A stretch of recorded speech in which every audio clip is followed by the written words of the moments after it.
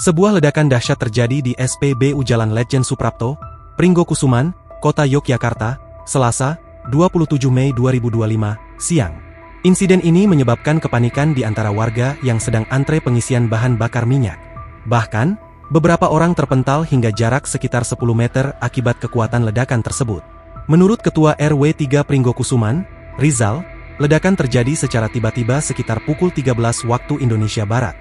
Saat itu, ia sedang berada di angkringan dekat lokasi. Sekitar pukul 13 waktu Indonesia Barat ada suara ledakan, tiba-tiba meledak, katanya kepada wartawan. Ledakan ini muncul dari bagian belakang SPBU, yang merupakan area tangki penampungan bahan bakar. Rizal juga mengungkapkan bahwa kebakaran ini bukanlah yang pertama kali menimpa SPBU tersebut. Kurang lebih 1 bulan lalu juga pernah meledak, itu di sebelah barat sekarang tangki di timur, jelasnya. Ia menambahkan, api yang muncul sangat besar dan alat pemadam api ringan tidak mampu mengendalikannya. Salah satu warga yang sedang antre, Arafat, mengaku dirinya terpental sejauh 5 hingga 10 meter akibat ledakan yang begitu kuat. Antri di row 2 langsung besar, ledakan besar. Bangunan rubuh. Langsung lari motor masih di dalam, cerita Arafat. Ia juga menyaksikan pegawai SPBU yang mengalami luka bakar pada bagian rambut. Beruntung Arafat memakai helm saat kejadian, sehingga terhindar dari luka bakar serius.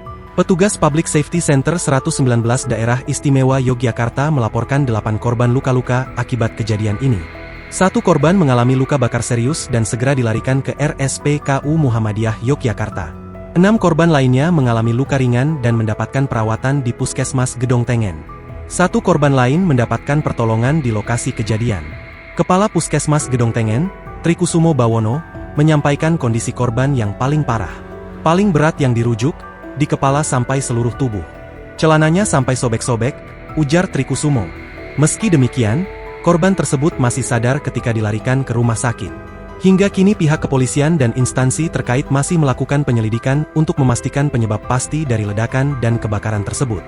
Download Tribun X sekarang, menghadirkan lokal menjadi Indonesia.